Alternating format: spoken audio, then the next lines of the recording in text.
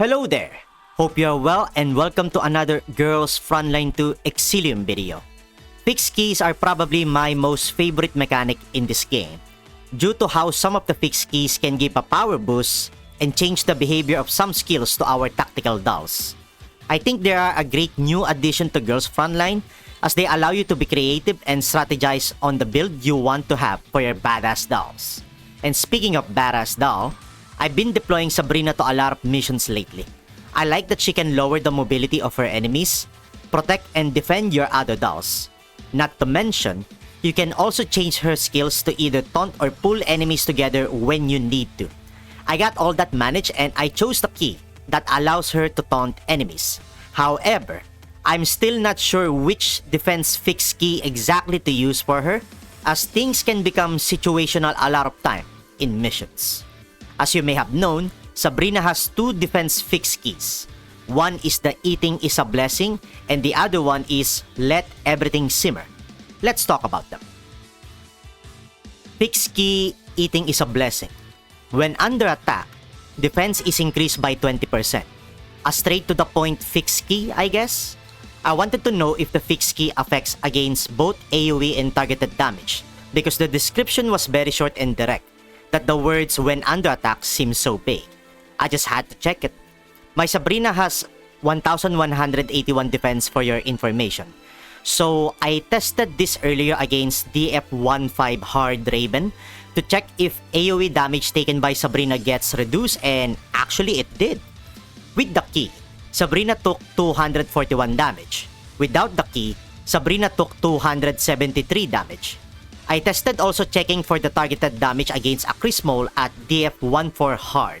With the key, Sabrina took 77 damage. Without the key, Sabrina took 88 damage. Basically, we confirmed that eating is a blessing fix key affects both AoE and targeted damage. That is convenient. And yes, it is indeed a straight to the point fix key. Increase Sabrina's defense by 20% basically. Let's talk about the other fix key.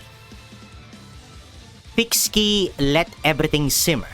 While on Hydro tiles, defense is increased by 30%, gaining immunity to displacement effects from enemy units and all abnormal Hydro terrain effects. This one's really clear as it tells you outright that Sabrina's defense is increased as long as she is on a Hydro tile. It also makes her immune against knockback or pull, and immune also against dump and congestion debuffs, so those are really nice. However, this fix key only works if Sabrina is on a Hydro tile, and it is not like your Sabrina will always stay on a Hydro tile or stay on the same position in different turns, unless you are a badass. In order to use Let Everything Simmer key effectively, you will have to rely on Hydro tiles. There are two primary ways to generate Hydro tiles for Sabrina, and those are Delicious Feast and Meal Preparation. The Hydro tiles are not permanent, they stay for 2 turns. So you will have to generate Hydro tiles every now and then to get the defense buff of Let Everything Simmer key.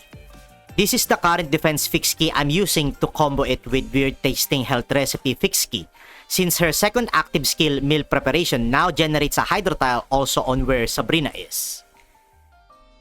Let us compare the two defense fix keys. I will have to shorten the names of the two fix keys because we do not want the whole name of the fix key be said for every line of comparison. So for everyone's sake, I will call eating is a blessing as blessing and let everything simmer as simmer instead. Blessing increases Sabrina's defense by 20%, while simmer increases Sabrina's defense by 30%. Blessing does not make Sabrina immune against knockback or pull, while simmer makes Sabrina immune against knockback or pull. Blessing does not make Sabrina immune against dump and congestion debuffs, while simmer makes Sabrina immune against dump and congestion debuffs. Blessing works all the time, while simmer only works if Sabrina is on a Hydro tile. Now that we have compared the two defense fix keys of Sabrina, is one better than the other? Are both good or bad? Personally, I think both defense fix keys are good. Blessing key is consistent, simmer key is conditional. They both give substantial defense buff to Sabrina.